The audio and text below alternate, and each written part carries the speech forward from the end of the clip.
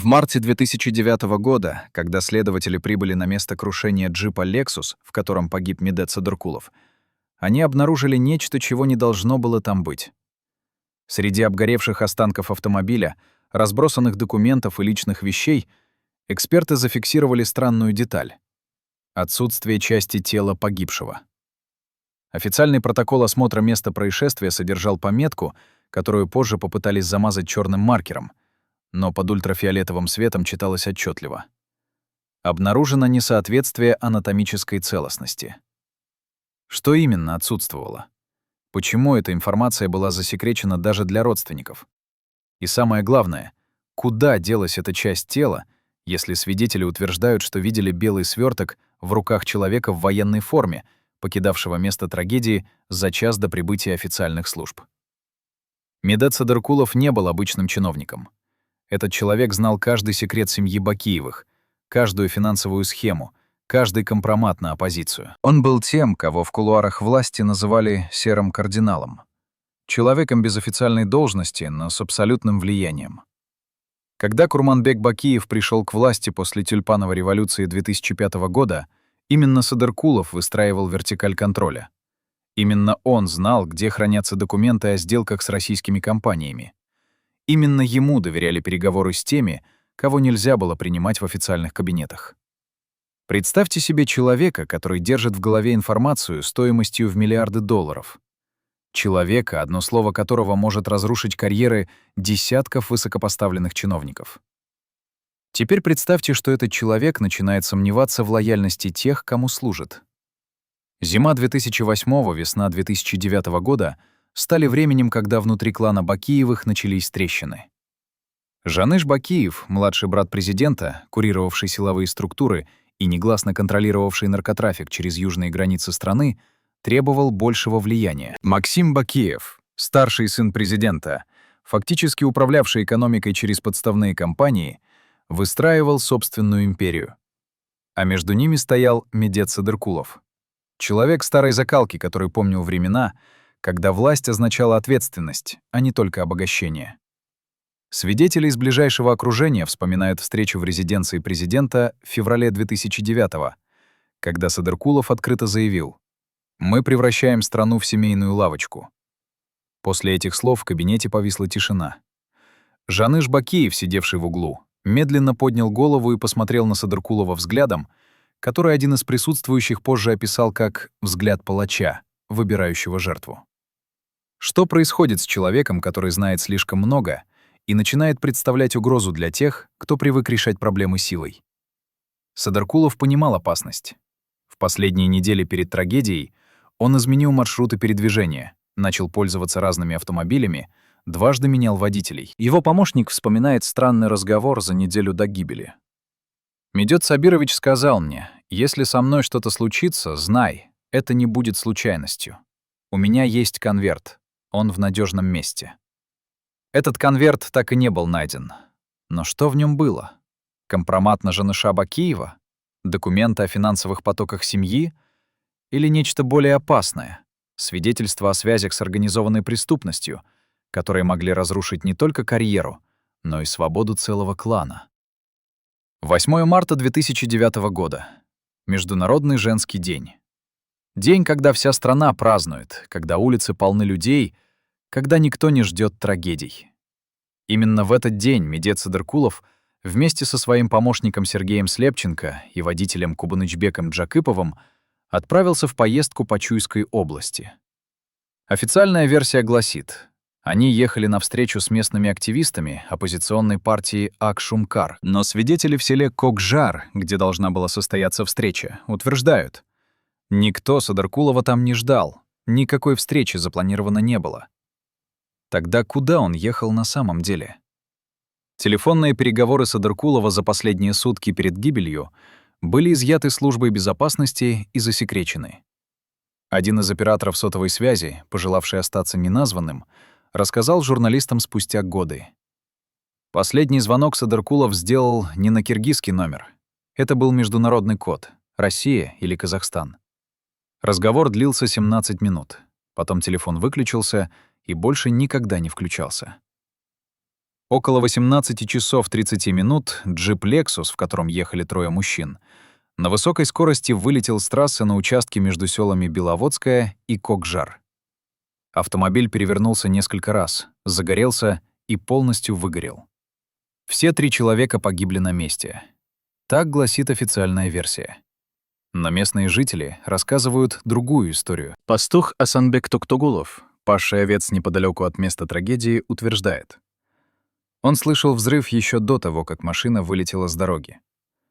Это был не звук удара о землю. Это был взрыв изнутри машины. Я знаю этот звук. Я служил в армии, работал с боеприпасами. Его показания не вошли в официальное следствие. Более того, через неделю после того, как он рассказал об этом журналистам, к нему домой пришли люди в штатском и настоятельно рекомендовали не распространять слухи, которые могут навредить стабильности в стране. Но самая странная деталь всплыла не сразу. Первыми на место прибыли не сотрудники ГИБДД и не скорая помощь. Первым прибыл черный внедорожник без номеров. Это произошло примерно через 40 минут после трагедии, когда огонь еще полыхал. Из машины вышли 4 мужчин в военной форме без опознавательных знаков. Они оцепили территорию, не подпуская случайных свидетелей. И один из них, высокий, с шрамом на левой щеке, как описывают очевидцы, подошел к горящему автомобилю с каким-то инструментом в руках. Что он делал там, в дыму и огне, рискуя собственной жизнью? Через 15 минут мужчины уехали. Один из них держал в руках белый сверток, завернутый в ткань. Сверток был небольшим, размером с кулак. Но тот, кто его нес, держал его бережно, почти благоговейно, как несут что-то очень ценное. Когда официальные службы наконец прибыли на место, это случилось только через 2 часа после трагедии, что само по себе беспрецедентно для гибели высокопоставленного чиновника. Они обнаружили тела, которые уже невозможно было опознать визуально. Экспертиза проводилась в закрытом режиме. Родственникам не разрешили присутствовать при вскрытии. Гробы запечатали и категорически запретили вскрывать. Мать Сергея Слепченко, помощника Садыркулова, умоляла показать ей тело сына. Ей отказали, сославшись на состояние останков, несовместимое с опознанием. Но одна деталь просочилась через медсестру морга, которая дежурила в ту ночь. Она рассказала подруге, а та — журналистам. Когда привезли тела, главный эксперт очень долго осматривал одну из них. Потом позвонил кому-то и сказал: «Подтверждаю, отсутствует». Что именно отсутствовало, он не уточнил, но после этого звонка в морг приехали люди из службы безопасности и забрали все протоколы. Официальное заключение экспертизы гласило: причина смерти — травмы, несовместимые с жизнью, полученные в результате дорожно-транспортного происшествия. Причина ДТП — превышение скорости и потеря управления. Никаких признаков постороннего вмешательства обнаружено не было. Дело закрыли через 3 недели. Но параллельно в кулуарах власти начала циркулировать другая информация. Источник в администрации президента, пожелавший остаться анонимным, рассказал оппозиционному изданию. В узком кругу говорят о посылке, которую Жаныш Бакиев получил на следующий день после гибели Садыркулова. Это была не просто информация о выполненной работе. Это было физическое доказательство. Трофей. В криминальном мире это называется «отчет киллера», когда исполнитель приносит заказчику часть тела жертвы в подтверждение выполнения контракта. Неужели в 21 веке, в стране, претендующей на демократические ценности, возможны методы средневековых кланов и мафиозных разборок? Жаныш Бакиев к тому времени уже имел репутацию человека, который не останавливается ни перед чем. Его связывали с исчезновениями неугодных бизнесменов, с избиениями журналистов, с контролем над наркотрафиком. Но убийство ближайшего соратника президента, человека, который был практически членом семьи, — это переход на новый уровень. Это демонстрация абсолютной власти и абсолютной безнаказанности. Это послание всем остальным. Если мы можем сделать это с ним, представьте, что мы можем сделать с вами. Что чувствовал Жаныш Бакиев, когда ему принесли этот сверток? Удовлетворение от устранения угрозы? Страх перед тем, что тайна может выйти наружу? Или холодное спокойствие человека, для которого человеческая жизнь всего лишь инструмент в игре за власть. Психологи, изучающие поведение диктаторов и авторитарных лидеров, говорят о феномене дегуманизации жертвы. Когда человек долго находится у власти, когда он привыкает отдавать приказы о насилии и не видеть последствий своими глазами, он перестает воспринимать других людей как живых существ. Они становятся фигурами на шахматной доске. Но физический трофей — это другое. Это требует особого типа личности. Это требует человека, который не просто отдает приказы, но и хочет видеть результат. Хочет держать в руках доказательства своей власти над жизнью и смертью. В последующие месяцы несколько человек из ближайшего окружения Жаныша Бакиева начали вести себя странно. Один из его телохранителей, Эрлан Кадыров, внезапно уволился и уехал в Россию, хотя получал огромную зарплату и имел все привилегии. Другой сотрудник службы безопасности, Бакый Цыдыков, попал в психиатрическую клинику с диагнозом «острый психоз». Его родственники утверждают, перед срывом он несколько дней не спал, повторял одну и ту же фразу. «Я видел. Я не должен был видеть, но я видел». Что именно он видел? Врачи клиники отказались комментировать, сославшись на врачебную тайну. Но медсестра, ухаживавшая за Сыдыковым, рассказала. Он боялся белого цвета. Когда мы приносили ему чистое белье, он начинал кричать и закрывал глаза.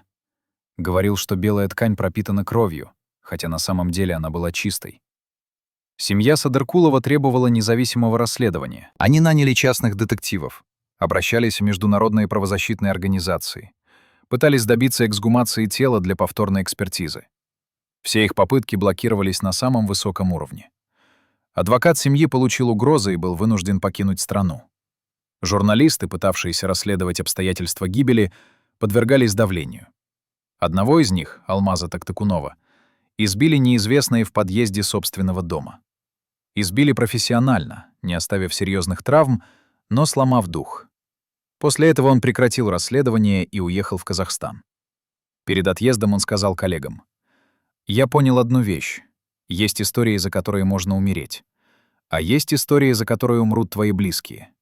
Это вторая». Но информация продолжала просачиваться.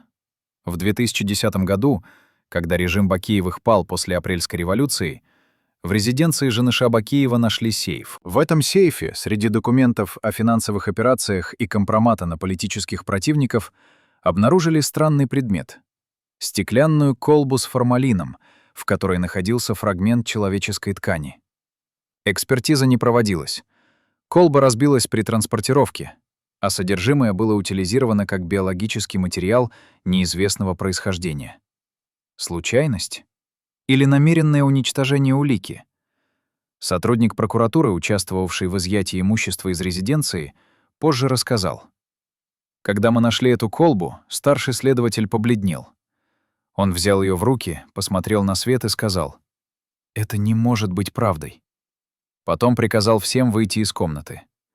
Когда мы вернулись через 10 минут, колбы уже не было.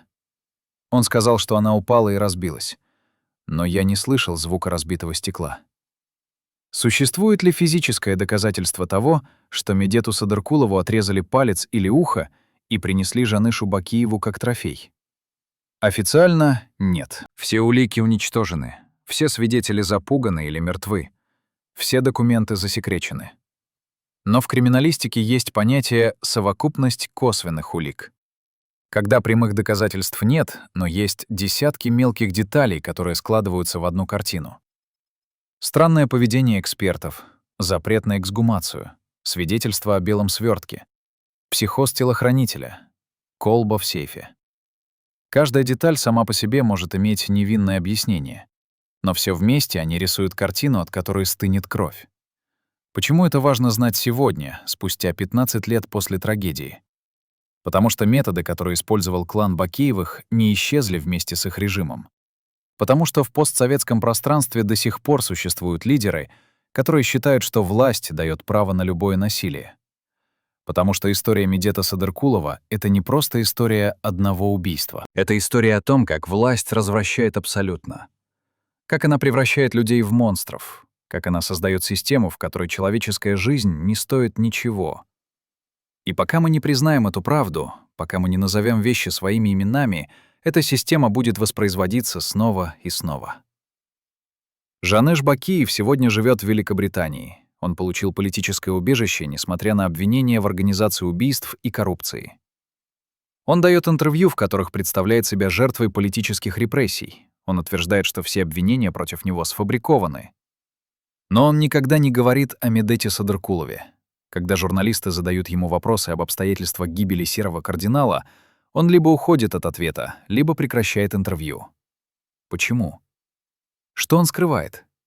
И не просыпается ли он по ночам, видя перед собой белый сверток, пропитанный кровью человека, который когда-то был его союзником? Для семьи Садыркулова эта история не закончена. Его дочь, Айгуль Садыркулова, продолжает требовать справедливости. Она собрала все доступные материалы, все свидетельства, все косвенные улики. Она обращалась в Европейский суд по правам человека, в ООН, в международные правозащитные организации. Пока безрезультатно. Но она не сдается. В последнем интервью она сказала: «Я знаю, что мой отец был убит. Я знаю, кто отдал приказ. И я знаю, что правда рано или поздно выйдет наружу. Может быть, не при моей жизни, но она выйдет. Потому что такие преступления не имеют срока давности. Ни юридического, ни морального». Что случилось в ту ночь 8 марта 2009 года на трассе между Беловодским и Кокжаром? Был ли это несчастный случай, как утверждает официальная версия? Или это было хладнокровное убийство, замаскированное под ДТП? И если это было убийство, то что случилось с телом Медета Садыркулова после того, как его извлекли из горящей машины? Кто тот человек со шрамом на щеке, который рисковал жизнью, чтобы достать что-то из огня? Куда он отвез белый сверток? И что почувствовал Жанеш Бакиев, когда развернул эту ткань и увидел то, что было внутри? Эти вопросы остаются без ответа. На молчание власти, уничтожение улик, запугивание свидетелей — все это говорит громче любых слов. Когда система так отчаянно пытается скрыть правду, значит, правда действительно страшна. Настолько страшна, что ее нельзя допустить до общественности. Настолько страшна, что она может разрушить не только репутации, но и иллюзию цивилизованности, которую пытаются поддерживать те, кто пришел к власти на волне демократических лозунгов, а правил методами средневековых тиранов. Представьте себе человека, который 20 лет проработал в системе, где каждое слово могло стоить жизни, где каждый документ был потенциальной уликой, где молчание было единственной гарантией безопасности. А теперь представьте, что этот человек решил заговорить. Бывший сотрудник службы безопасности администрации президента Киргизии, чье имя мы не можем назвать из соображений его безопасности, согласился дать показания о том, что происходило в коридорах власти весной 2009 года. Его руки до сих пор дрожат, когда он вспоминает ту неделю после гибели Садыркулова. «Атмосфера в здании изменилась мгновенно», — говорит он, глядя в пустоту, словно видя перед собой те дни. Люди перестали разговаривать в коридорах. Все совещания проводились за закрытыми дверями. А Жанеш Бакиев, он ходил с таким выражением лица, будто только что выиграл войну.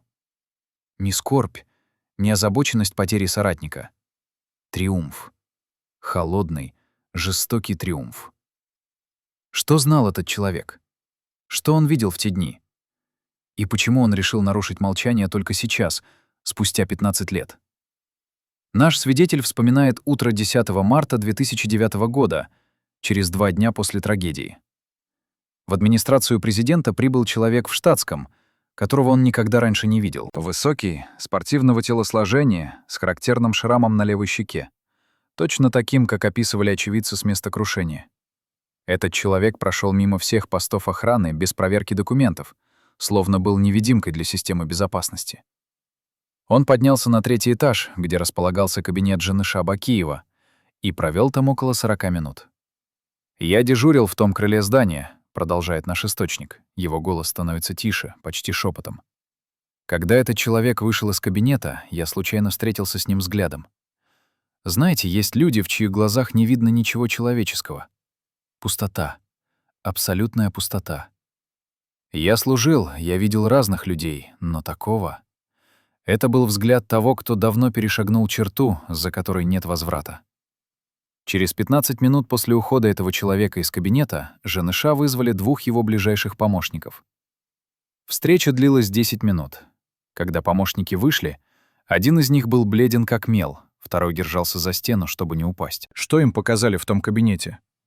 Наш свидетель не знает наверняка, но он помнит разговор, который случайно подслушал через несколько дней.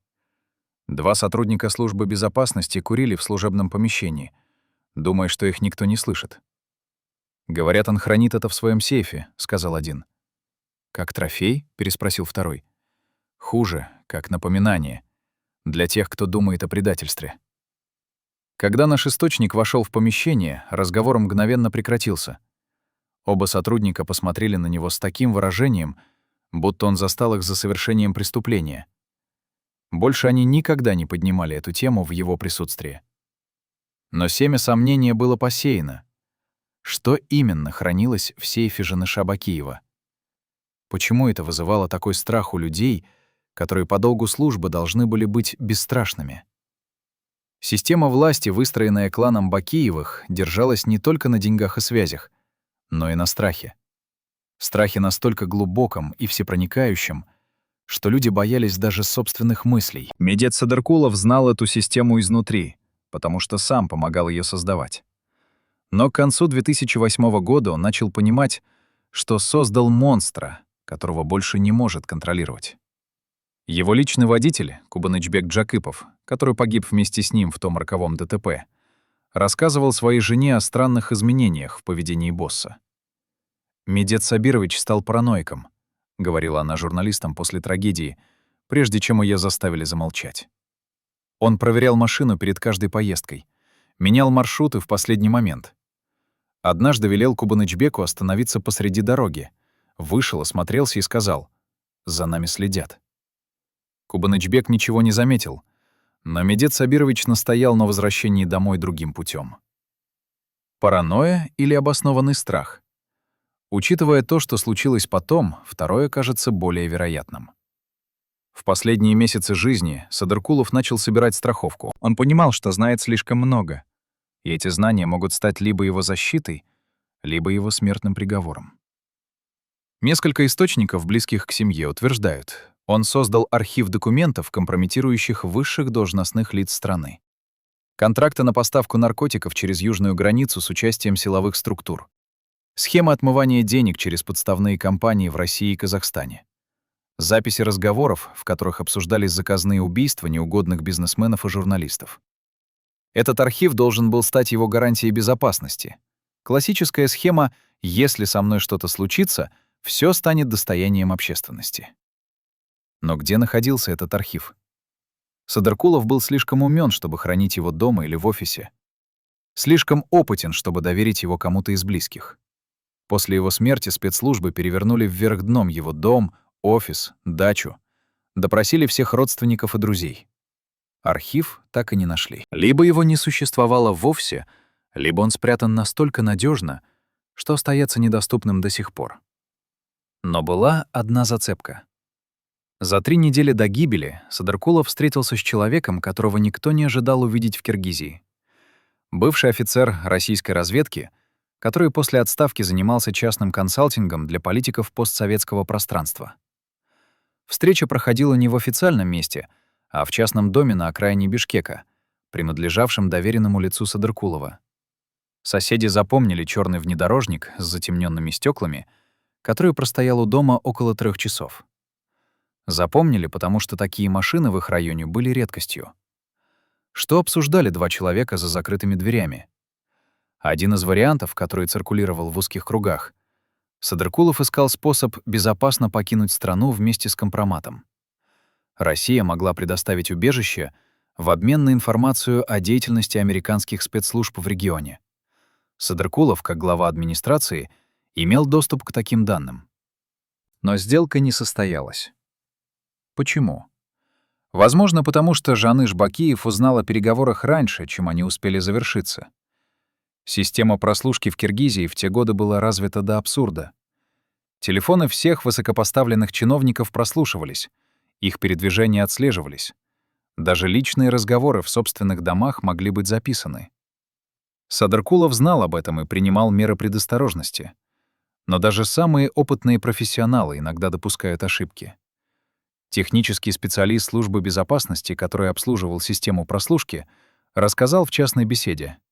В последнюю неделю февраля 2009 года был зафиксирован странный сбой в системе мониторинга телефона Садыркулова. Запись разговора длительностью 23 минуты оказалась повреждена. Слышны были только обрывки фраз. Но одна фраза прозвучала отчетливо. «Мне нужны гарантии безопасности для моей семьи». С кем он разговаривал? Кто мог дать такие гарантии? И почему именно эта запись оказалась повреждена, в то время как все остальные работали исправно? Жаныш Вакиев к весне 2009 года уже не был просто младшим братом президента. Он стал теневым правителем силового блока страны, человеком, которого боялись даже те, кто формально стоял выше него по иерархии. Его методы работы были просты и эффективны. Абсолютная лояльность вознаграждалась богатством и безнаказанностью. Малейшее сомнение в преданности каралось быстро и жестоко. Он не терпел конкуренции, не прощал слабости, не признавал компромиссов. Когда Медет Садыркулов начал проявлять признаки независимости, когда он осмелился критиковать методы управления страной, когда он начал искать пути отступления, его судьба была решена. Не сразу, не импульсивно, но методично и хладнокровно. Жаныш Бакиев не был человеком, который действовал в порыве гнева. Он был стратегом, который планировал каждый шаг, просчитывал каждый риск, устранял каждую угрозу с хирургической точностью. Но даже у самых хладнокровных стратегов есть слабости. У Жаныша Бакиева такой слабостью была потребность в демонстрации власти. Ему было недостаточно просто устранить угрозу. Он хотел, чтобы все знали, что это сделал он, чтобы все понимали последствия предательства.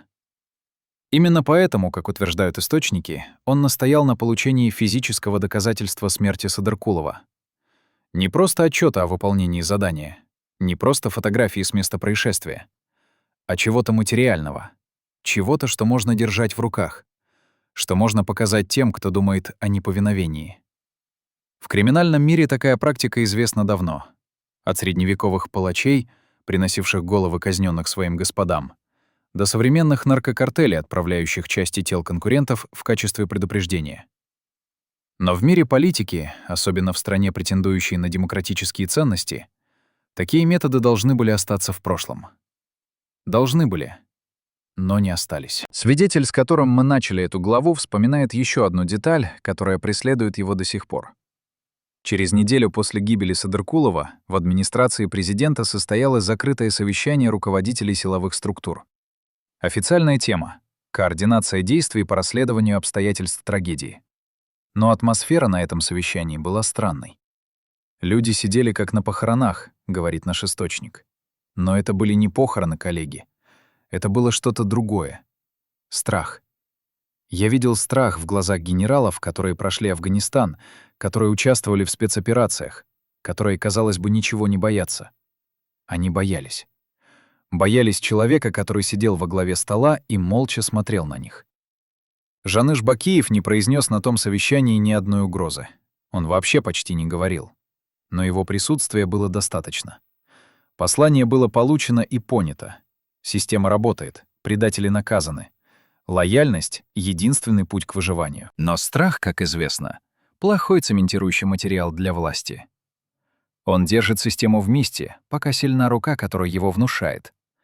Но стоит этой руке ослабнуть, и страх превращается в ненависть, а ненависть — в бунт. Через год после гибели Садыркулова, в апреле 2010 года, режим Бакиевых пал под натиском народного восстания. Курманбек Бакиев бежал из страны, Жаныш последовал за ним. Многие из тех, кто молчал из страха, заговорили.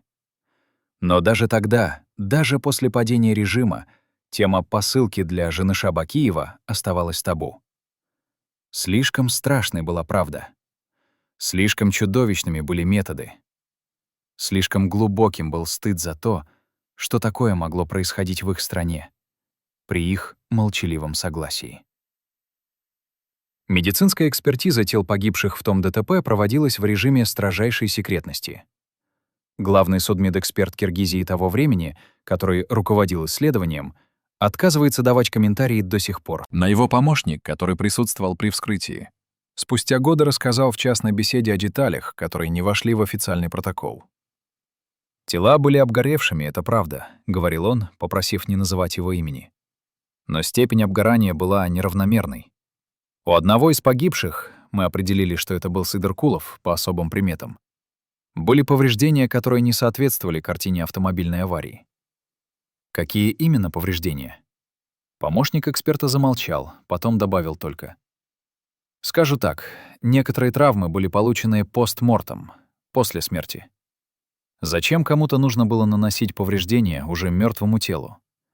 Это вопрос, на который я не хочу знать ответ». Существует медицинский термин «трофейная ампутация».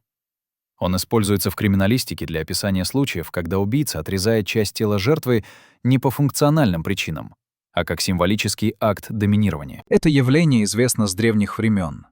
Воины отрезали головы врагов, охотники брали скальпы, серийные убийцы забирали сувениры от своих жертв.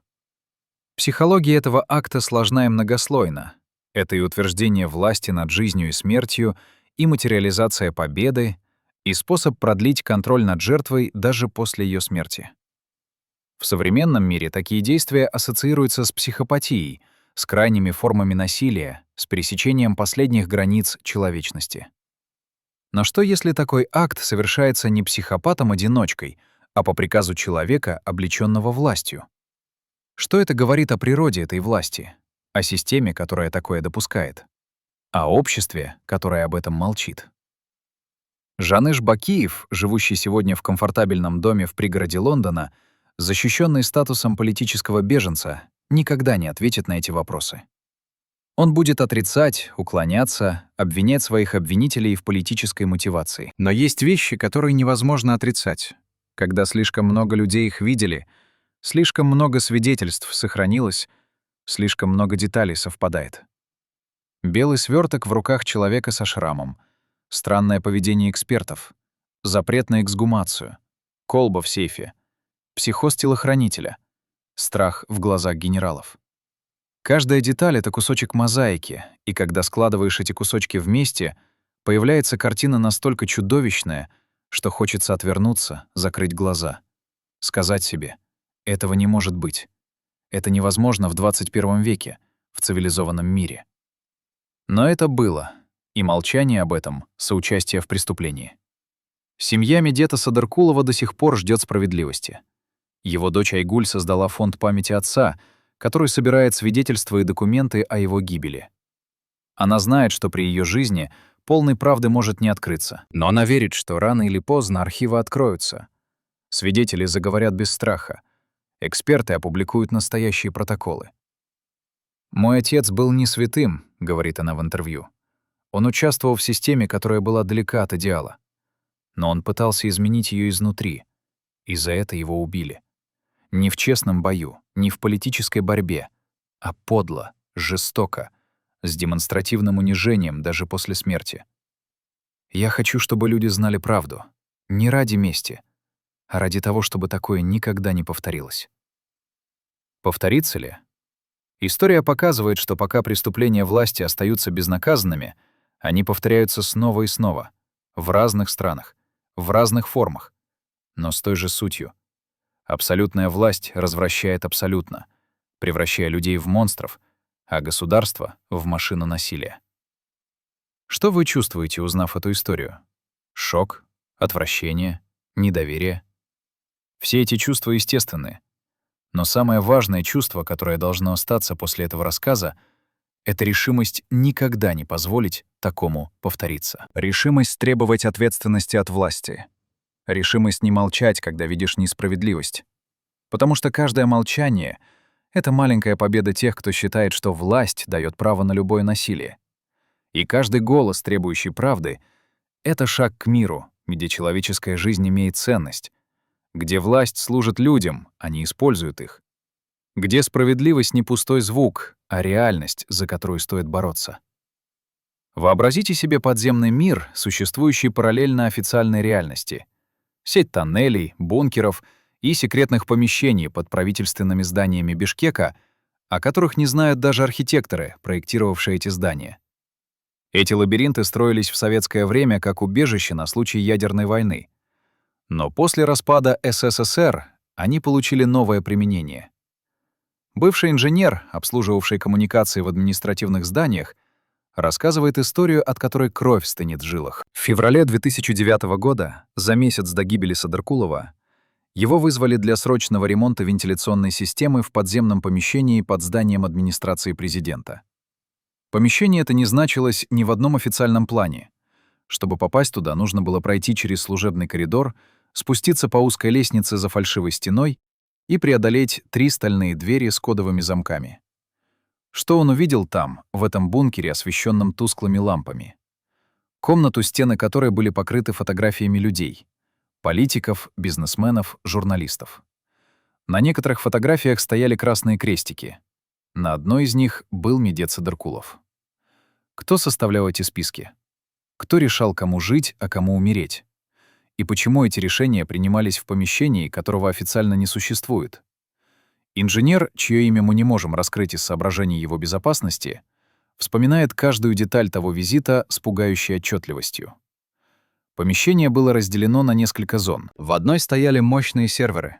Система хранения данных, не подключенная к общей сети, полностью автономная. В другой — стол с картами города, на которых были отмечены маршруты передвижения различных людей, включая высокопоставленных чиновников. В третьей зоне, за стеклянной перегородкой, находилось нечто, что заставило его сердце остановиться. Медицинское оборудование, операционный стол, инструменты, которые больше подходили для пыточной, чем для лечебного учреждения. Зачем под административным зданием нужна операционная? Официальная версия, которую ему дали охранники, звучала абсурдно. Это резервный медпункт на случай чрезвычайной ситуации. Но инструменты, которые он видел, не предназначались для спасения жизней. Они предназначались для чего-то совершенно противоположного. Когда он закончил ремонт и поднялся наверх, к нему подошел человек в штатском и сказал фразу, которая звучит в его голове до сих пор. «То, что ты видел, не существует. Если ты расскажешь кому-нибудь, не будешь существовать и ты». Система контроля, выстроенная Жанышем Бакиевым, была многоуровневой и всепроникающей. На поверхности существовали официальные силовые структуры — милиция, служба национальной безопасности, президентская гвардия. Но под этой видимой структурой действовала теневая сеть. Люди без званий и должностей, которые выполняли задачи, о которых не должно было остаться никаких документальных следов. Эти люди не получали зарплату через официальные каналы. Их имена не значились ни в каких ведомостях. Они появлялись и исчезали как призраки. Один из бывших сотрудников этой теневой структуры, который после падения режима Бакиевых бежал в Россию и получил там убежище, согласился дать показания при условии полной анонимности. Его рассказ проливает свет на механизм, который превращал политические решения в физическое насилие. «Нас было около 30 человек», — говорит он. Его голос звучит ровно, но в глазах читается что-то, что можно назвать только посттравматическим стрессом. Мы не знали друг друга в лицо, встречались только по необходимости, получали задания через посредников. Каждое задание сопровождалось кодовым словом и суммой вознаграждения. Чем опаснее задание, тем выше сумма. За Садаркулова заплатили больше, чем за всех предыдущих вместе взятых. Сколько стоит жизнь человека в мире, где власть измеряется способностью эту жизнь отнять? По словам нашего источника, за устранение Медета Садаркулова было заплачено $500 тысяч. США. Сумма астрономическая по меркам Киргизии того времени.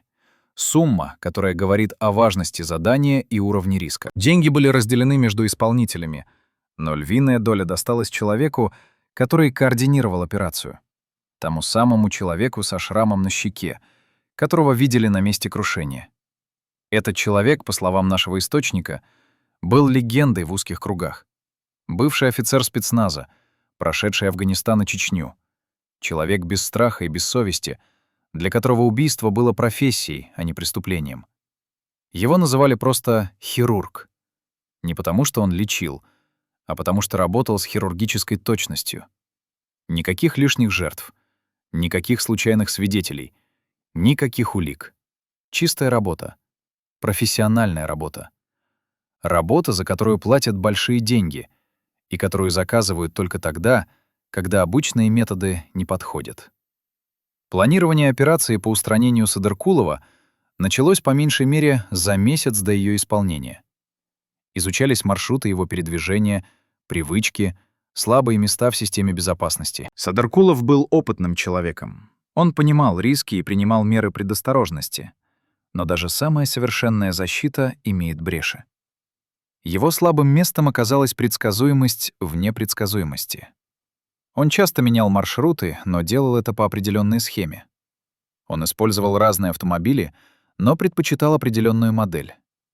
Он доверял узкому кругу людей, и именно это доверие стало его роковой ошибкой. Водитель Кубанычбек Джакипов был предан Садыркулову, это не вызывает сомнений.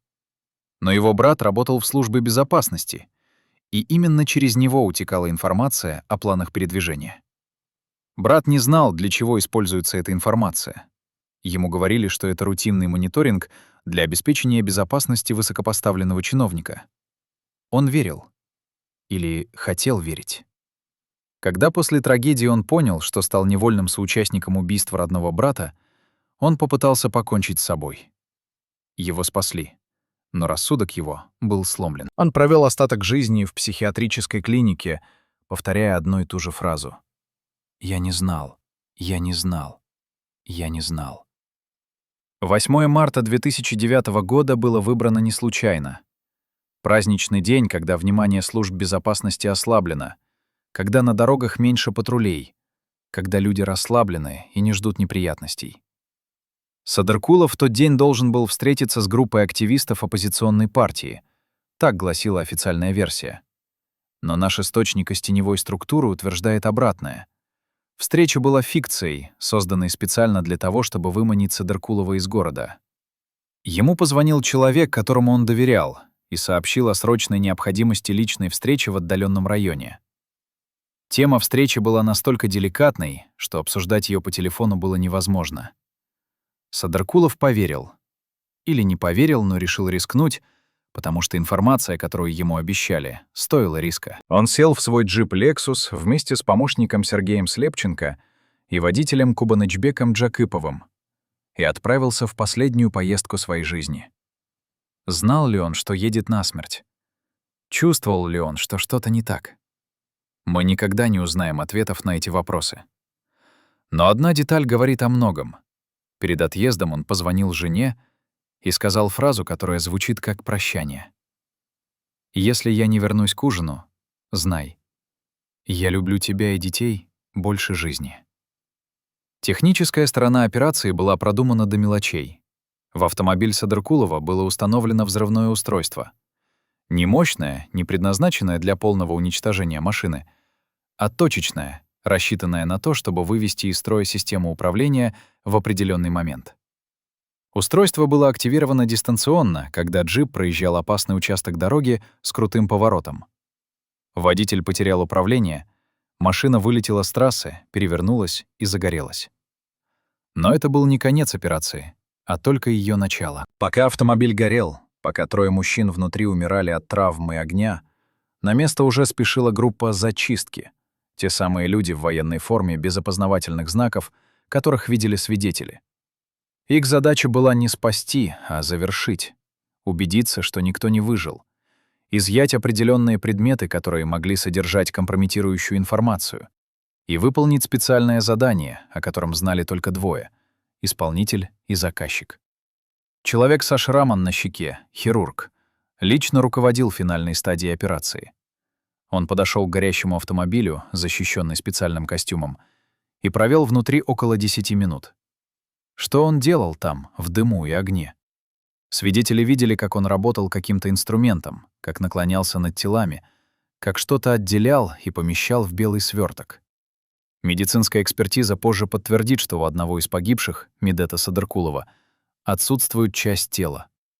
Официальная версия объяснит это повреждениями от огня и механическими травмами при аварии. Но эксперты, которые видели тело, знают правду. Это была чистая ампутация, выполненная острым инструментом. Постмортем, после смерти. Зачем? Ответ лежит в психологии власти и демонстрации абсолютного контроля. Жаныш Бакиев требовал не просто подтверждения смерти, не просто отчета о выполненной работе. Он требовал трофей. Материальное доказательство того, что угроза устранена. Символ победы над тем, кто осмелился усомниться в его власти. Белый сверток был доставлен в администрацию президента на следующий день после трагедии. Наш источник из службы безопасности, который дежурил в том крыле здания, вспоминает. Хирург прибыл рано утром, когда в здании еще было мало людей. Он прошел прямо в кабинет Жаныша Бакиева, провел там около получаса и вышел с пустыми руками. Выражение его лица было непроницаемым, но в глазах читалось что-то похожее на удовлетворение профессионала, выполнившего сложную работу безупречно. Что произошло в том кабинете? Что увидел Жаныш Бакиев, когда развернул белую ткань? Испытал ли он хоть каплю сожаления, глядя на останки человека, который когда-то был его союзником? Или он чувствовал только холодное удовлетворение от устранения угрозы? Психологи, изучающие поведение авторитарных лидеров, говорят о феномене моральной анестезии.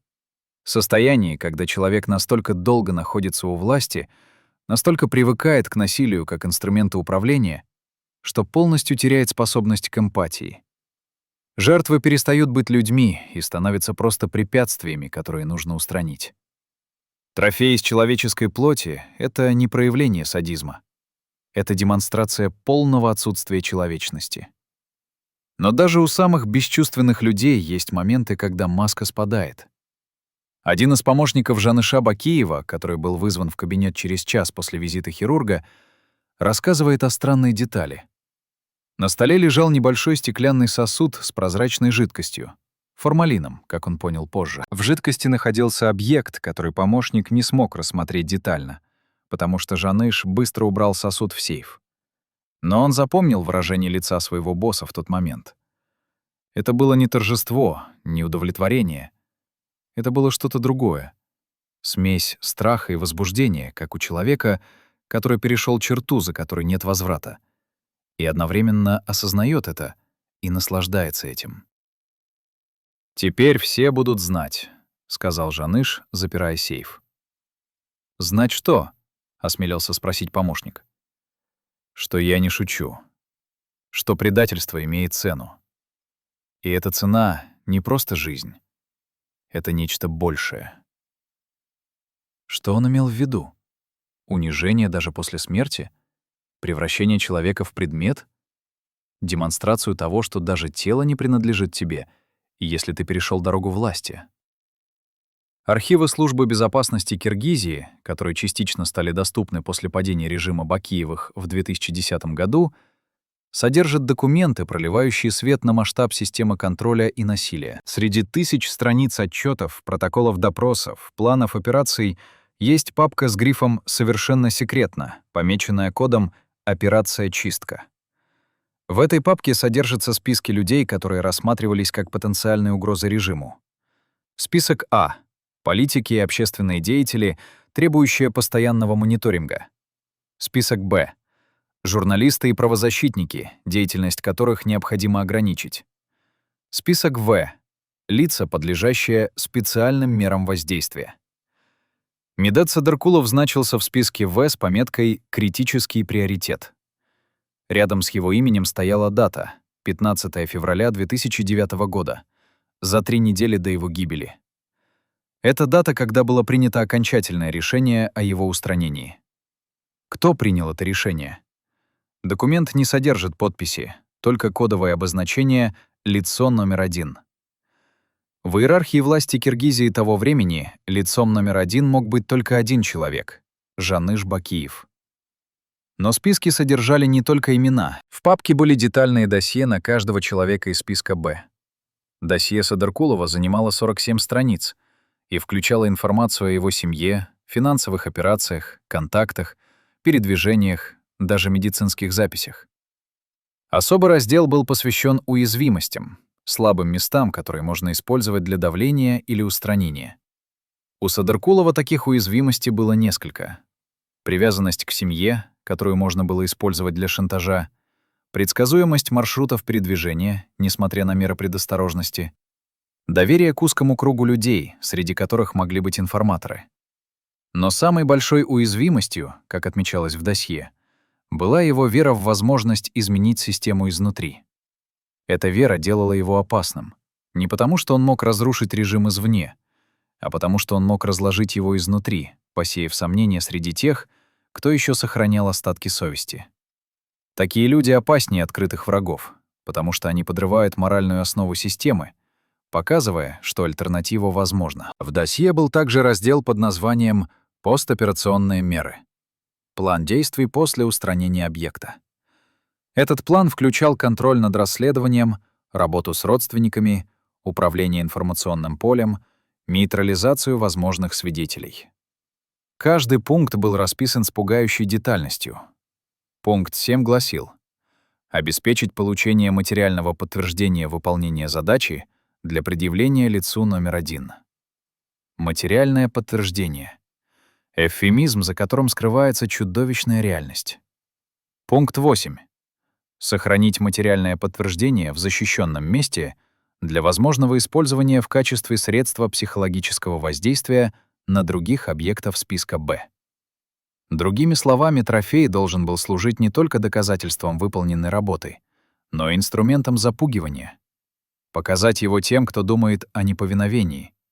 Дать им понять, что их ждет не просто смерть, но унижение, превращение в объект, лишение даже посмертного достоинства. Физиология власти — это не только метафора, это буквальная реальность. Жаныш Бакиев к весне 2009 года находился на пике своего могущества, но его здоровье уже начинало подавать тревожные сигналы. Постоянный стресс, паранойя, необходимость контролировать каждый аспект теневой империи — все это сказывалось на его физическом состоянии. Его личный врач, который обслуживал его в те годы и позже эмигрировал, рассказывает о симптомах, характерных для людей, живущих в состоянии хронического страха и агрессии. Повышенное давление, требующее постоянного приема лекарств. Бессонница, с которой боролись сильнодействующими снотворными. Приступы ярости, сменяющиеся периодами апатии.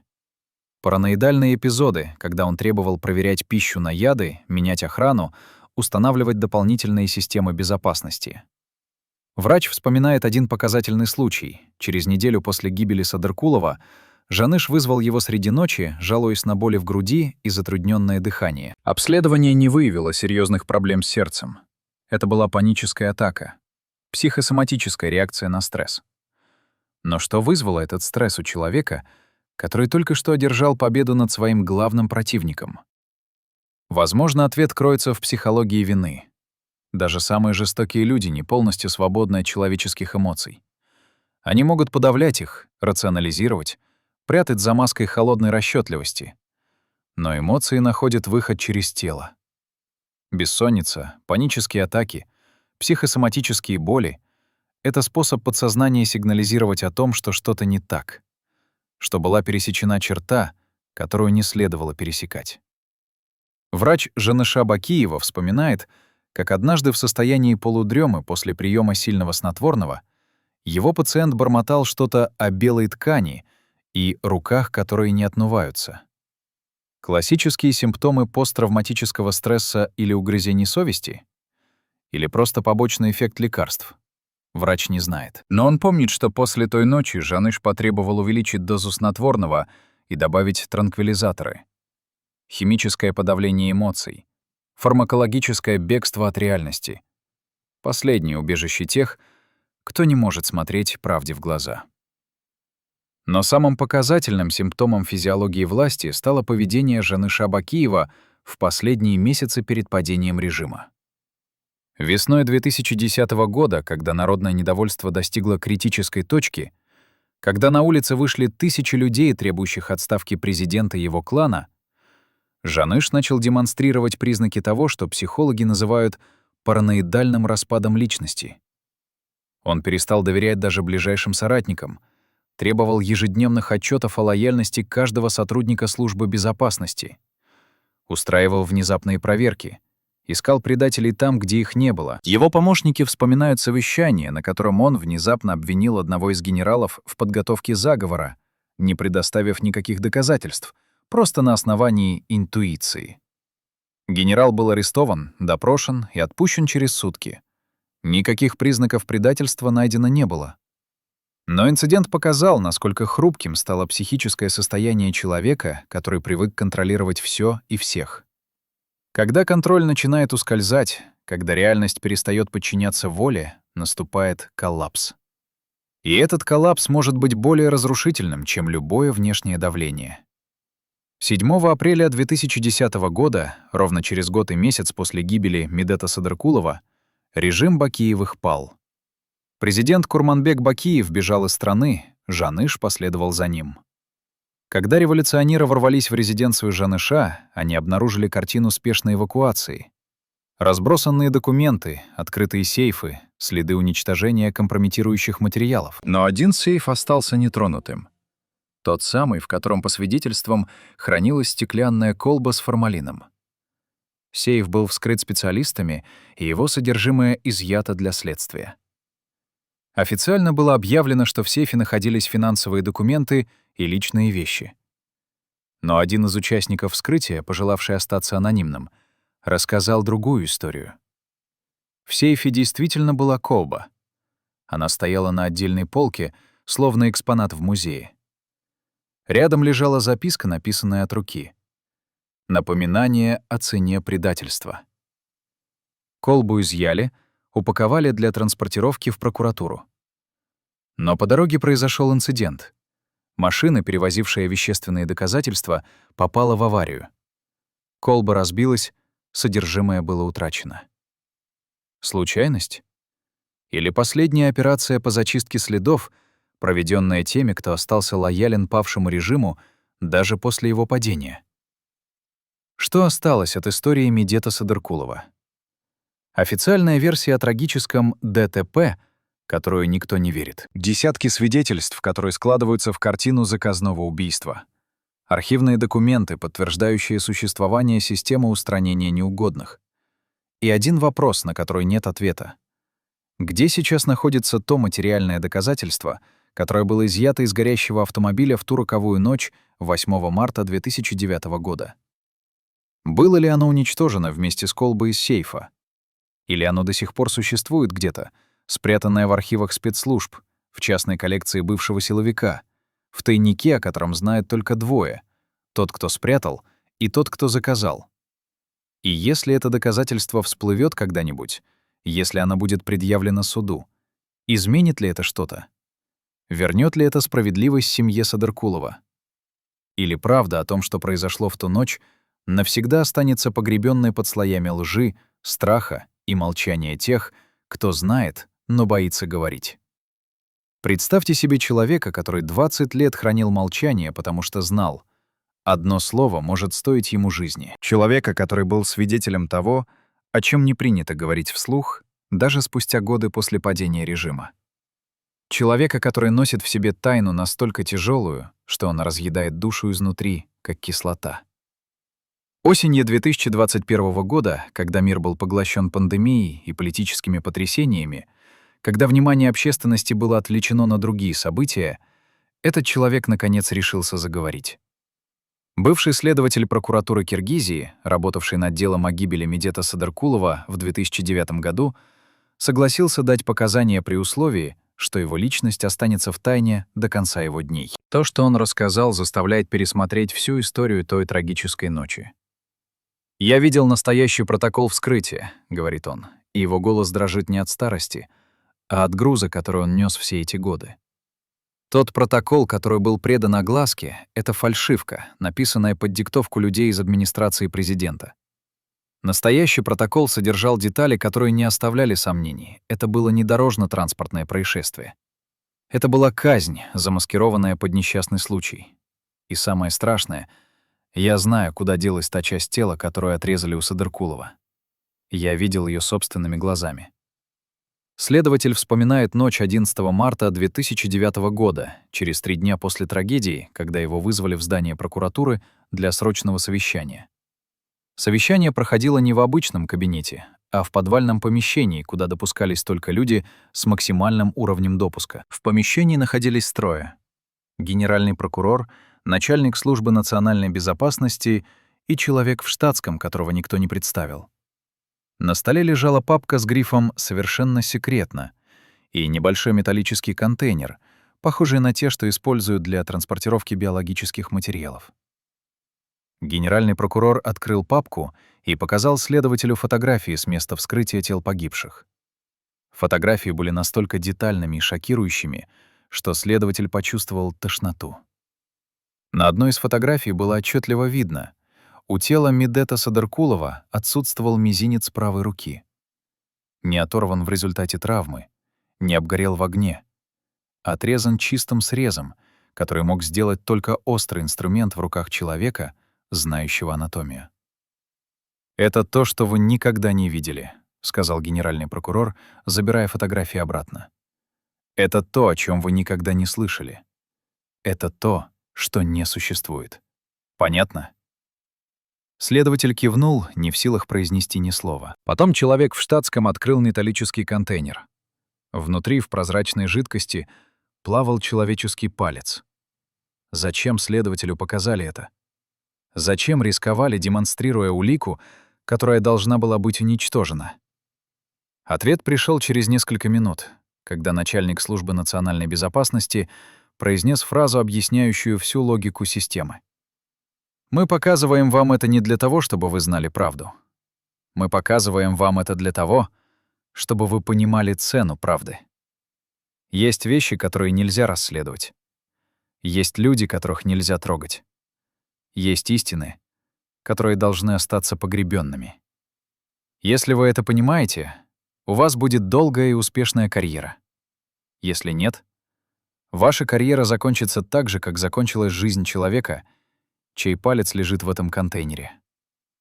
Это было не предупреждение. Это была демонстрация абсолютной власти над жизнью и смертью, над правдой и ложью, над прошлым и будущим. Следователь выбрал молчание. Он выбрал карьеру. Он выбрал жизнь. Но каждую ночь с тех пор он видит во сне тот палец в прозрачной жидкости и слышит голос, спрашивающий: «Какова цена твоего молчания?» Но история пальца Медета Садыркулова на этом не заканчивается. Она продолжается в коридорах власти, в тайных сделках, в психологических играх тех, кто использовал этот трофей как инструмент контроля. Наш источник из администрации президента, который дежурил в здании в те дни, рассказывает о странном ритуале, который Жаныш Бакиев устраивал для своих ближайших соратников. Раз в месяц он собирал узкий круг людей — генералов, руководителей спецслужб, ключевых бизнесменов, связанных с режимом, в своем кабинете для совещания по вопросам безопасности. Официальная повестка этих встреч была стандартной: обсуждение угроз, координация действий, распределение ресурсов.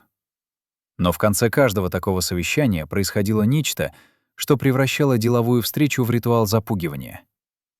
Жаныш открывал свой личный сейф, доставал стеклянную колбу и ставил ее на стол. Не говорил ни слова. Просто ставил и смотрел на реакцию присутствующих.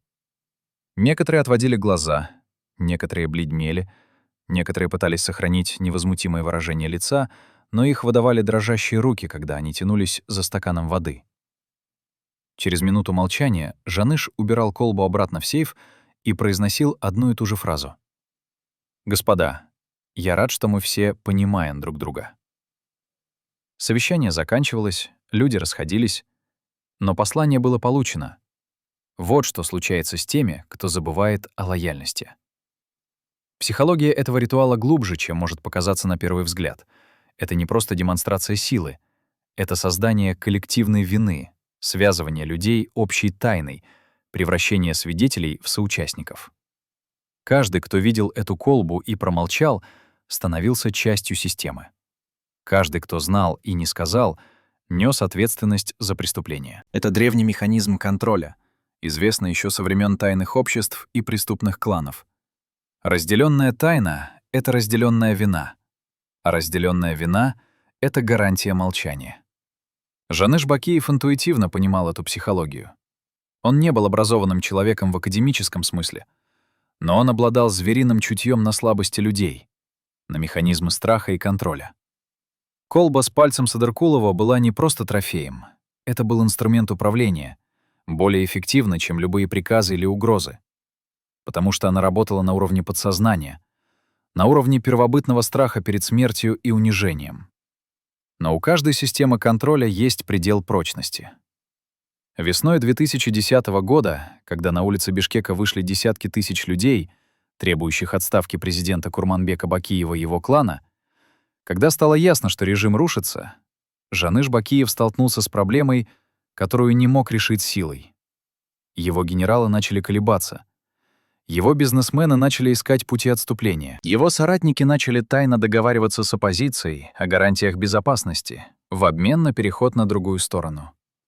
Система, построенная на страхе, начала разваливаться, потому что страх перед народным гневом оказался сильнее страха перед Жанышем Бакиевым. В последние дни перед бегством из страны Жаныш провел финальное совещание со своими ближайшими людьми. Он достал колбу из сейфа в последний раз, поставил на стол, посмотрел на присутствующих и впервые за все годы этого ритуала увидел в их глазах не страх, а что-то другое. Усталость, отвращение, желание, чтобы все это, наконец, закончилось.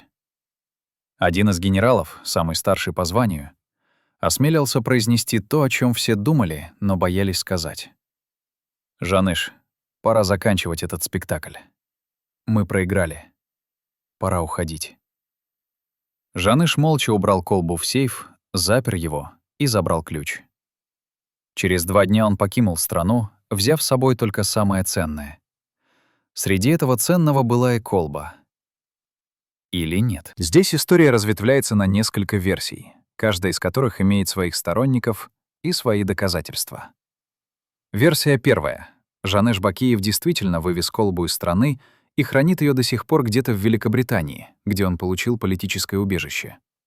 Эта версия основана на показаниях одного из его бывших телохранителей, который утверждает, что видел, как Жаныш лично упаковывал небольшой сейф в багаж перед отъездом. Зачем ему нужно было рисковать, провозя через границу улику, которая могла стать доказательством его причастности к убийству? Возможно, потому что для него это был не просто трофей, а символ его власти, последнее напоминание о временах, когда он был всесильным. Или потому что он планировал использовать эту улику как страховку. Если его попытаются выдать Киргизии, он может угрожать обнародованием информации о том, кто еще был причастен к преступлению, кто знал и молчал, кто помогал скрывать следы. Шантаж посмертный, шантаж через границы, шантаж как последнее оружие человека, потерявшего все остальное. Версия вторая. Колба была уничтожена в последние часы перед бегством. Эту версию поддерживает бывший сотрудник службы безопасности администрации президента, который утверждает, что получил приказ провести зачистку кабинета Жаныша Бакиева 7 апреля 2010 года, когда стало ясно, что режим пал. В список предметов, подлежащих уничтожению, входили документы, жесткие диски компьютеров, личные вещи, которые могли содержать компрометирующую информацию. И колба. Сотрудник вспоминает, как он открыл сейф по коду, который ему дали, достал колбу и отнес ее в служебное помещение, где была установлена печь для уничтожения документов. Он вылил содержимое колбы в печь, разбил стекло и выбросил осколки в мусорный контейнер, который позже был вывезен на городскую свалку. «Я не хотел этого делать», — говорит он, и в его голосе слышится что-то похожее на раскаяние. «Я понимал, что уничтожаю улику преступления, но у меня был приказ. И я боялся. Боялся, что если не выполню приказ, следующим в той печи окажусь я». Страх, как мотивация для соучастия в сокрытии преступления, классическая схема, которая работает во всех авторитарных режимах. Версия третья, самая интригующая. Колба была изъята революционерами, когда они штурмовали резиденцию Жаныша Бакиева, но затем исчезла при загадочных обстоятельствах. Эту версию подтверждает участник штурма, который был в числе первых ворвавшихся в здание. Он вспоминает, как группа активистов взломала сейф в кабинете Жаныша и обнаружила там, среди прочего, стеклянную колбу с непонятным содержимым. Колбу сфотографировали, упаковали и передали представителям Временного правительства для дальнейшего расследования. Но колба так и не попала в прокуратуру. Машина, которая везла изъятые вещественные доказательства, попала в аварию на окраине Бишкека. Водитель получил легкие травмы, но груз был частично утрачен. Среди утраченного была и колба. Официальная версия гласит, что она разбилась при столкновении, но водитель той машины, который позже эмигрировал в Казахстан, рассказывает другую историю. Авария была инсценирована. Машину специально подрезали, заставили съехать с дороги. Пока водитель приходил в себя после удара, к машине подошли люди в форме сотрудников ГИБДД, открыли багажник и забрали несколько коробок с вещественными доказательствами. Среди них была и коробка с колбой. Кто эти люди? Кто их послал? И где сейчас находится колба? Возможно, ответ на этот вопрос знает человек, которого мы упоминали в начале этой истории. Хирург, исполнитель операции по устранению Медета Садыркулова. После падения режима Бакиевых он исчез. Его настоящее имя неизвестно, его местонахождение неизвестно, даже его существование некоторые ставят под сомнение, считая его мифом, созданным для объяснения необъяснимого. Но есть люди, которые утверждают, что видели его после 2010 года. Один из таких свидетелей — бывший офицер службы национальной безопасности, который работал в Москве в качестве представителя киргизских спецслужб. Он рассказывает о встрече в 2011 году в одном из ресторанов на Рублевке, где собирались бывшие силовики из разных постсоветских стран. Среди гостей был человек, которого представили просто как Сергея, без фамилии, без указания места работы, без каких-либо деталей биографии. Высокий, спортивного телосложения, с характерным шрамом на левой щеке. Наш свидетель сразу узнал его по описаниям, которые циркулировали в узких кругах. Они не разговаривали напрямую, но в какой-то момент их взгляды встретились, и в глазах Сергея наш свидетель увидел холодное признание. «Да, это я. И ты знаешь, кто я. И мы оба знаем, что никогда не будем говорить об этом вслух». Но самая шокирующая деталь этой встречи всплыла позже, когда наш свидетель случайно услышал обрывок разговора Сергея с другим гостем. Они говорили о сувенирах, так в криминальном мире называют трофеи, взятые с мест преступлений. Сергей упомянул, что у него есть коллекция, которую он хранит в надежном месте, и что эта коллекция — его страховка на случай, если кто-то решит, что я знаю слишком много. Что входит в эту коллекцию? Фотографии, документы или нечто более материальное? Наш свидетель не знает, но он помнит, как Сергей добавил фразу, от которой кровь стынет в жилах. «Самое ценное в моей коллекции — это то, что принадлежало человеку, который думал, что неприкасаем. Он ошибался, и эта ошибка теперь хранится в формалине, напоминая мне, что никто не неприкасаем». Говорил ли он о пальце Медета Садыркулова или о чем то другом? Мы не знаем. Но если хирург действительно хранит эту улику, если она существует где-то в частной коллекции наемного убийцы, то это означает, что правда о той ночи 8 марта 2009 года может всплыть в любой момент. Может быть, через год, может быть, через 10 лет, может быть, после смерти всех участников событий, когда уже никого нельзя будет привлечь к ответственности. Но когда история, наконец, получит свое материальное доказательство. А что стало с самим Жанышем Бакиевым? Он живет в Великобритании, в комфортабельном доме в графстве Суррей, защищенный статусом политического беженца и британскими законами, которые не позволяют экстрадировать его в Киргизию. Он дает редкие интервью, в которых представляет себя жертвой политических репрессий, человеком, которого несправедливо обвиняют в преступлениях, которых он не совершал. Он говорит о демократии, о правах человека, о несправедливости нынешнего киргизского правительства. Но он никогда не говорит о Медете Садыркулове. Когда журналисты пытаются задать вопрос об обстоятельствах гибели серого кардинала, Жаныш либо прекращает интервью, либо отвечает заготовленной фразой: «Это была трагическая авария, и я скорблю о потере талантливого человека». Скорбит ли он на самом деле? Или его ночи полны кошмаров, в которых он видит белый сверток, пропитанный кровью, и слышит голос Садыркулова, спрашивающий: «Зачем?». Мы никогда не узнаем, что происходит в голове человека, который перешел последнюю черту человечности. Но мы знаем одно — история не прощает. Она может забыть на время, но рано или поздно она возвращается, требуя ответов. Семья Медета Садыркулова продолжает борьбу за справедливость. Его дочь Айгуль создала международный фонд, который собирает доказательства преступлений режима Бакиевых и добивается привлечения виновных к ответственности. Она знает, что шансы на успех минимальны.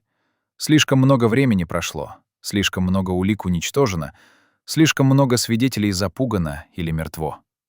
Но она не сдается. В последнем интервью, которое она дала в 2021 году, она сказала фразу, которая резюмирует всю эту историю.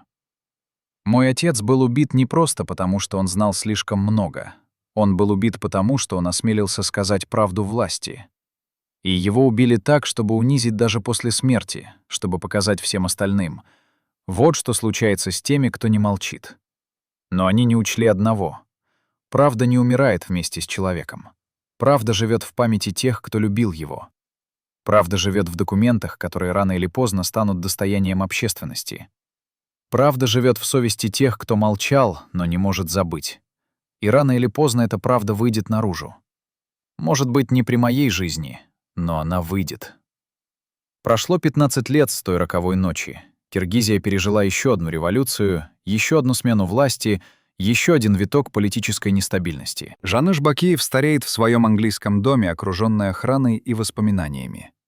Хирург, если он жив, продолжает свою работу где-то в тени, выполняя заказы для тех, кто готов платить за устранение неудобных людей. Колба с пальцем Медета Садыркулова, если она существует, хранится где-то в сейфе, в архиве, в частной коллекции, ожидая своего часа. А семья Садыркулова продолжает ждать справедливости, которая, возможно, никогда не придёт. Но история этого ожидания, история этой борьбы, история этого преступления и его сокрытия — это не просто история одной семьи или одной страны. Это история о том, как работает власть, когда она освобождается от моральных ограничений. Это история о том, что происходит с обществом, которое молчит перед лицом зла. Это история о цене молчания и цене правды. И эта история еще не закончена. Потому что пока жива хотя бы одна дочь, требующая справедливости для своего отца, пока жив хотя бы один свидетель, готовый рассказать правду, пока существует хотя бы одна улика, которая может всплыть в любой момент, история продолжается. Она продолжается в судебных исках, которые Айгуль Садыркулова подаёт в международные инстанции. Она продолжается в расследованиях независимых журналистов, которые по крупицам собирают мозаику того, что произошло в ту ночь. Она продолжается в кошмарах тех, кто был причастен к преступлению и его сокрытию, кто знает правду, но боится ее произнести. Она продолжается в архивах спецслужб, где хранятся документы, которые когда-нибудь будут рассекречены. Она продолжается в памяти народа, который не забывает своих героев и не прощает своих палачей. Что мы можем вынести из этой истории? Какой урок она преподает нам, живущим в 21 веке, в эпоху, когда, казалось бы, такие методы должны были остаться в прошлом? Урок прост и страшен. Власть, неограниченная законом и моралью, неизбежно превращается в тиранию. Люди, обладающие абсолютной властью, неизбежно теряют человечность. Системы, построенные на страхе и насилии, неизбежно порождают чудовищ. И общество, которое молчит перед лицом преступлений власти, неизбежно становится соучастником этих преступлений. Медет Садыркулов был не святым. Он был частью системы, которая была далека от идеала. Но он попытался изменить эту систему изнутри, и за это его убили. Убили не в честном бою, не в политической борьбе, а подло, жестоко, с демонстративным унижением даже после смерти. И это убийство осталось безнаказанным. Осталось безнаказанным не потому, что не было доказательств, а потому что система защищает своих. Потому что те, кто должен был расследовать, были частью той же системы. Потому что те, кто знал правду, боялись ее произнести. Потому что общество предпочло молчание правде, стабильность справедливости, спокойствие борьбе. Но молчание имеет свою цену. Цену, которую мы платим не сразу, а постепенно, день за днем, год за годом. Цену в виде утраты веры в справедливость, в виде цинизма и апатии, в виде убеждения, что ничего нельзя изменить, что власть всегда побеждает, что правда не имеет значения. Эта цена разъедает общество изнутри, превращая его в собрание атомизированных индивидов, каждый из которых заботится только о собственном выживании и не верит в возможность коллективного действия. И когда общество достигает этой точки, когда оно полностью утрачивает способность к сопротивлению, к требованию справедливости, к борьбе за правду, тогда побеждает тирания. Не потому что тираны сильны, а потому что общество слабо. Не потому что зло всемогуще, а потому что добро молчит. История Медета Садыркулова — это напоминание о том, что молчание не защищает, что компромисс с совестью не приносит покоя, что соучастие в преступлении через молчание не освобождает от ответственности. Каждый, кто знал правду и не сказал, несет свою долю вины. Каждый, кто видел несправедливость и отвернулся, стал частью системы насилия. Каждый, кто выбрал безопасность вместо правды, предал не только жертву, но и самого себя. И эта вина не исчезает со временем. Она накапливается, она давит, она разъедает душу. Те, кто молчал в 2009 году, продолжают молчать сегодня. Но их молчание стало тяжелее. Потому что теперь они знают, к чему привело их молчание. Они знают, что их страх позволил преступникам остаться безнаказанными. Они знают, что их трусость стала частью системы, которая продолжает убивать, унижать, подавлять. Но есть и другая сторона этой истории — сторона надежды. Потому что пока есть люди, подобные Айгуль Садыркуловой, которые не сдаются, которые продолжают бороться, которые верят в справедливость вопреки всему, есть шанс, что правда победит. Пока есть журналисты, которые рискуют своей безопасностью, расследуя преступления власти, есть шанс, что общество узнает правду. Пока есть свидетели, которые находят в себе мужество заговорить, есть шанс, что виновные будут наказаны. Этот шанс может быть небольшим. Путь к справедливости может быть долгим и трудным. Но альтернатива — полная капитуляция перед злом, полное принятие мира, в котором власть может делать все, что угодно, и оставаться безнаказанной, неприемлемо. Потому что если мы примем этот мир, мы потеряем не только справедливость, но и человечность. 15 лет прошло с той ночи, когда Медет Садыркулов встретил свой финал на трассе между Беловодским и Кокжаром. 15 лет его семья ждет справедливости. 15 лет свидетели хранят молчание, разъедающее их изнутри. 15 лет улики остаются скрытыми, документы засекреченными, виновные безнаказанными. Но история не заканчивается здесь. Она продолжается каждый день, когда кто-то решает говорить вместо того, чтобы молчать. Каждый день, когда кто-то решает бороться вместо того, чтобы сдаться. Каждый день, когда кто-то решает верить в справедливость вместо того, чтобы принять несправедливость как неизбежность. И, может быть, когда-нибудь, через год или через 10 лет, когда архивы откроются, когда свидетели заговорят, когда улики всплывут, правда о той ночи станет достоянием общественности. И тогда имя Медета Садыркулова будет очищено от лжи, которой его окружили. И тогда те, кто убил его и скрывал следы преступления, получат то, что заслуживают. Не месть, а справедливость. Не ненависть, а правду. Не забвение, а память. Потому что в конечном счете история — это память. Память о тех, кто боролся за правду. Память о тех, кто пал в этой борьбе. Память о тех, кто молчал, и о тех, кто говорил. И эта память — единственное, что остается, когда все остальное исчезает. Власть уходит, деньги теряют ценность, страх рассеивается. Но память остается. И пока остается память, остается надежда на справедливость. Уважаемые зрители, если вы досмотрели эту трагическую историю до конца, напишите в комментариях, из какого вы города. Нам важно знать, где Медета Садыркулова до сих пор помнит. И подпишитесь на канал, чтобы не пропустить правду об идолах истории.